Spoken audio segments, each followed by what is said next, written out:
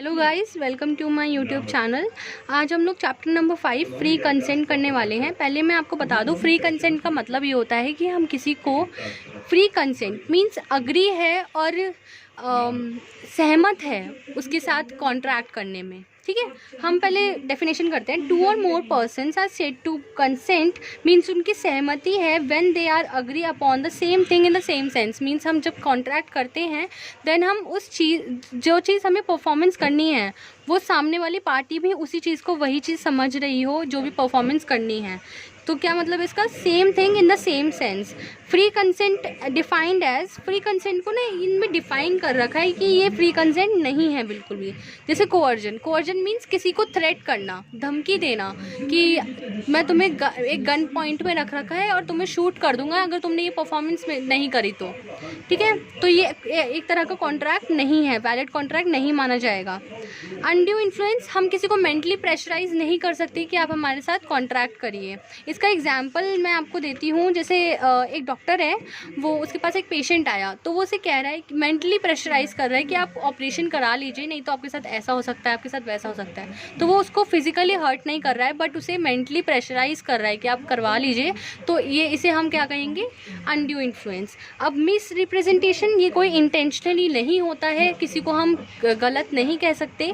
इसमें क्या होता है, बाय डिफ़ॉल्ट वो चीज़ हो रही है, प्रॉब्लम हो गई है मीन्स, और सामने वाली पार्टी भी उस चीज़ को सही मान रही है, तो इसे हम मिस रिप्रेजेंटेशन कहेंगे।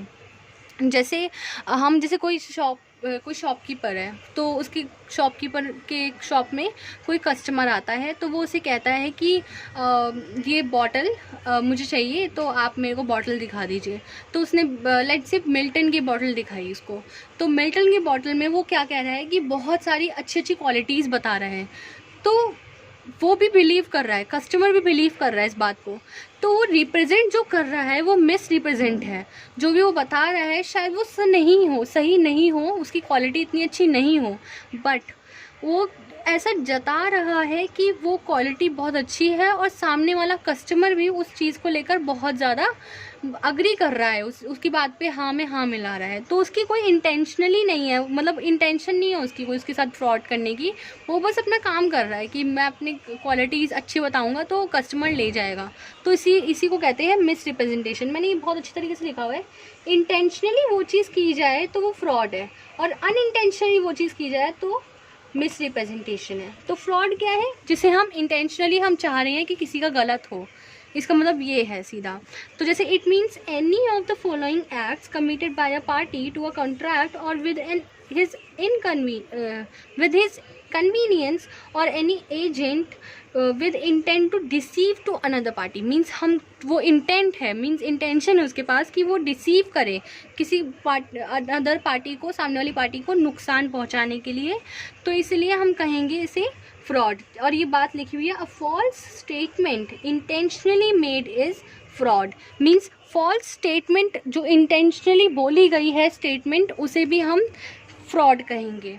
अब ये एक पॉइंट है जो मतलब काफ़ी बार पेपर्स एग्जाम्स में पूछा जाता है, तो मैं आपको बता देती हूँ। कैन साइलेंस बी फ्रॉड्यूलेंट, क्या साइलेंस होना भी फ्रॉड्यूलेंट है कि हम किसी चीज़ में साइलेंस।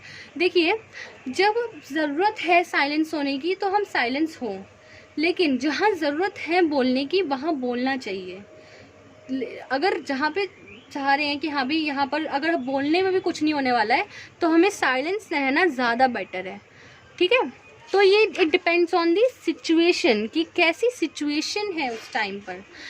अब इसका ये पार्ट है मिस्टेक। मिस्टेक मीन्स जो गलती से हुई हो। तो मैं भूल गई थी इसका डेफिनेशन लिखना, मैंने यहाँ पे लिखा है, when a party enters to a contract without knowledge of law. Means क्या होता है कि लॉ की नॉलेज नहीं है उस पार्टी को इतनी अच्छी तरीके से, और वो बाय मिस्टेक उससे कुछ मिस्टेक हो जाती है, गलती हो गई है, तो इसे हम वॉइड नहीं कहेंगे क्योंकि वो मिस्टेक से हुआ है उसके साथ।